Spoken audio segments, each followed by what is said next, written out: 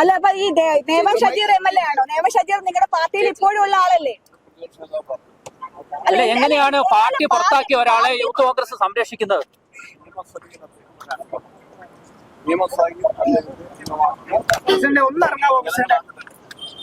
ഈ party suspend ചെയ്യുന്ന ഒരാൾക്കൊപ്പം youth Congress നേതാവ് എങ്ങനെ വരും പ്രസിഡന്റ്? പ്രസിഡന്റ് ഒന്ന് ഇറങ്ങാമോ? പ്രസിഡന്റ് ഒന്ന് പ്രതികരിക്കാമോ? പ്രസിഡന്റ് കോൺഗ്രസിന് ഇതാണോ നിലപാട്? പ്രസിഡന്റ്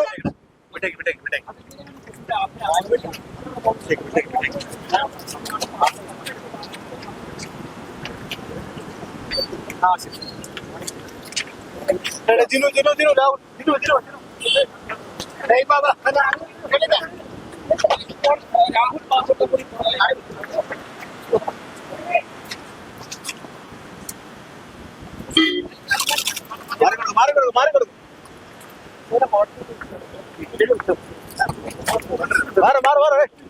രാഹുൽ ഒന്ന് പുറത്തിറങ്ങാവോ? രാഹുലെ പുറത്തിറങ്ങാവോ?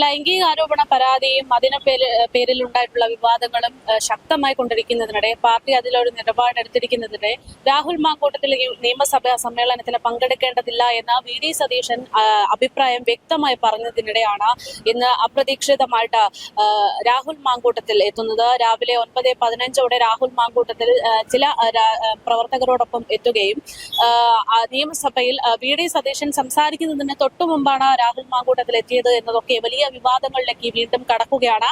കാരണം പാർട്ടിയും പാർട്ടിയുടെ നിലപാടുമൊക്കെ വ്യക്തമായിട്ട് പറയുകയും നിലപാടെടുക്കുകയും ചെയ്ത സന്ദർഭത്തിലാണ് VD സതീശന്റെ വാക്കിനെ പോലും ധിക്കരിച്ചുകൊണ്ടുള്ള രീതിയിൽ ഒരു തീരുമാനം എന്നുള്ളത് പോലെ ഇന്ന് രാഹുൽ മാങ്കൂട്ടത്തിൽ നിയമസഭയിലെത്തിയിരുന്നത്. എന്തായാലും വലിയ രാഷ്ട്രീയ ചർച്ചകളിലേക്ക് കാര്യങ്ങൾ പോകുകയാണ്.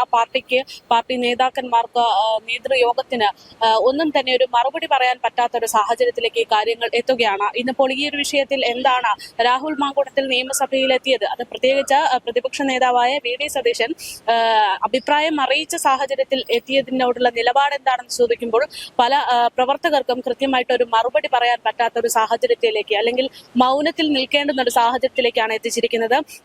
അതുമാത്രമല്ല, ഇപ്പോൾ സമ്മേളനത്തിന് ശേഷം ഇവിടെ KPCCയിൽ നേതൃയോഗത്തിന്റെ ഒരു ചർച്ച നടക്കുന്നുണ്ട്. അവിടെ രാഹുൽ മാങ്കൂട്ടത്തിന്റെ ഈ വരവടക്കം ചർച്ചയാകും എന്നുള്ള സൂചനകൾ പുറത്തു വരുമ്പോൾ ഇപ്പോൾ വന്നിരിക്കുന്ന വാർത്ത എന്ന് പറയുന്നത് രാഹുൽ മാങ്കൂട്ടത്തിന്റെ ഉറ്റ സുഹൃത്തായിട്ടുള്ള ഷാഫി പറമ്പിൽ MLA ഈ യോഗത്തിൽ നിന്ന് വിട്ടുനിൽക്കുന്നു എന്നുള്ള തീരുമാനങ്ങളൊക്കെ പുറത്തു വന്നിരിക്കുന്നു എന്നുള്ളതാണ്. എന്തായാലും രാഷ്ട്രീയപരമായിട്ട് വളരെ വലിയൊരു ചർച്ചയിലേക്കാണ് ഈ ഒരു വിഷയം പോകുന്നത്. നേതൃത്വത്തെ തള്ളിക്കൊണ്ട് രാഹുൽ സഭയിലെത്തിയത് രാഷ്ട്രീയ ചർച്ചയായിട്ട് തന്നെ പുരോഗമിക്കുകയാണ്. ഗ്രൂപ്പ് നേതാക്കളുടെ പിന്തുണയോടെയാണ് രാഹുൽ മാങ്കൂട്ടത്തിൽ ഇന്ന് സഭയിലെത്തിയതെന്നാണ് ഈ ഒരു വിഷയത്തിൽ പ്രധാനമായിട്ടും ഉയരുന്ന ഒരു വാദം. കാരണം അദ്ദേഹം തിരുവനന്തപുരം ജില്ലാ പ്രസിഡന്റ് നേമം ഷജീറിനോടൊപ്പമായിരുന്നു ഇന്ന് രാവിലെ നിയമസഭയിലെത്തിയിരുന്നത്. രാഹുൽ മാങ്കൂട്ടത്തിൽ നിയമസഭയിൽ എത്തുന്നത് അത് അദ്ദേഹത്തിനെ സംബന്ധിച്ചിട്ടുള്ള തീരുമാനമാണ്. പാർട്ടി എന്തായാലും നിലപാടെടുത്തു കഴിഞ്ഞു എന്നുള്ളതൊക്കെ പുറത്തു വന്നിരുന്നു. പ്രത്യേകിച്ച് പാർട്ടിയിൽ നിന്ന് മാറി നിൽക്കുന്നത് കൊണ്ട് തന്നെ രാഹുൽ മാങ്കൂട്ടത്തിന് പ്രത്യേകമായിട്ട് ഒരു സീറ്റ് അടക്കം നിയമസഭയിൽ തയ്യാറാക്കിയിരുന്നു.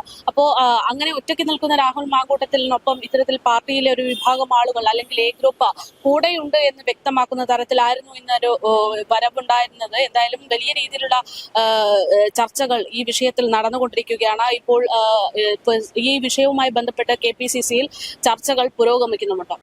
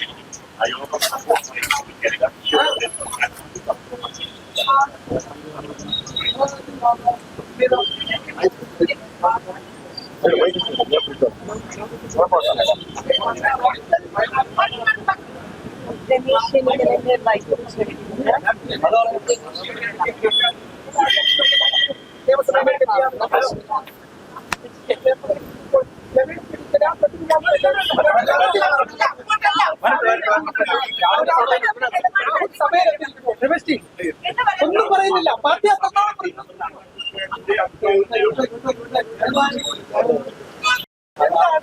അല്ല